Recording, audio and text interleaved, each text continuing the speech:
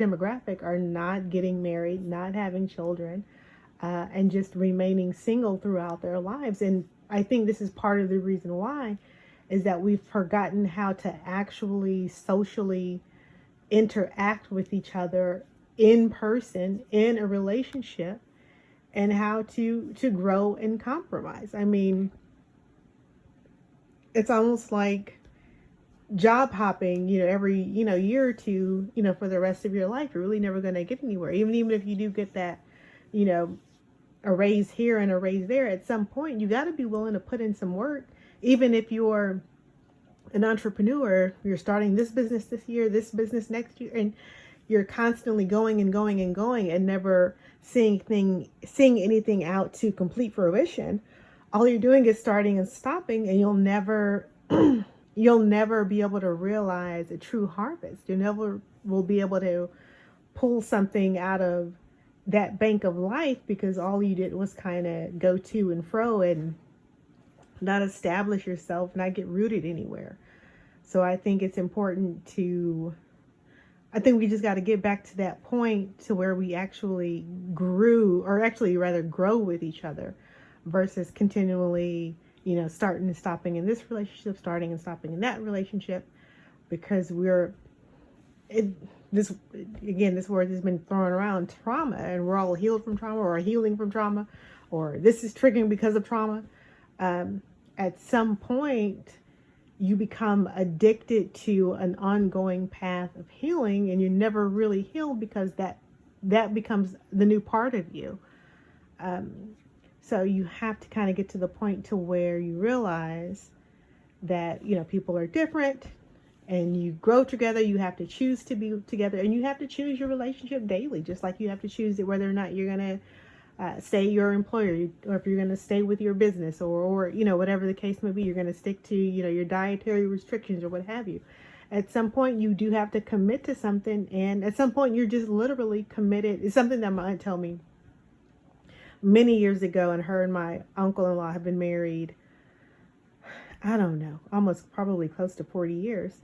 She said sometimes you're just committed to the commitment, and that just means that it's not always going to be, roses and flowers and all of this beautiful stuff and romance and blah, blah, blah. And we're in love and we're making goo-goo eyes. Sometimes you're just committed to this is the person that I married, and I'm committed to my marriage. And that's just it. It's nothing great and romantic. It's, it's not, birds chirping and butterflies fluttering. It's none of that. Sometimes I'm just with this person, and this is the person that I'm committed to. And I think we have to set realistic expectations to be able to go through the different seasons of life that surely will come. Because you're not always going to be madly, deeply in love. You may not even be in like, at some points in your relationship. You might not even really like the person. There are times where you probably could potentially even lose respect, and, hopefully you'll gain that back. But you go throughout the seasons of life, or you're talking about spending, potentially spending 30, 40, 50, 60 years with somebody.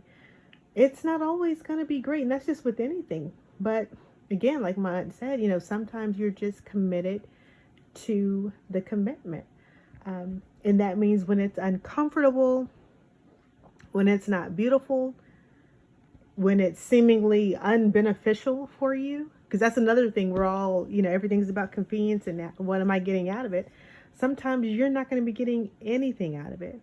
And will you be able to withstand that? I'm in my pouring out season. I'm constantly pouring out into my relationship. Will you be able to withstand that? And yes, you can, to answer that.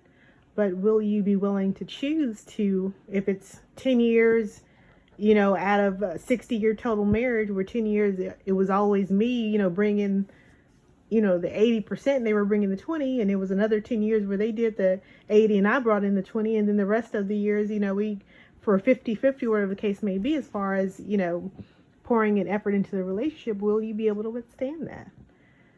To have a relationship, to have anything really in life that's going to be lasting and worthwhile, Sometimes you just have to be committed to the commitment.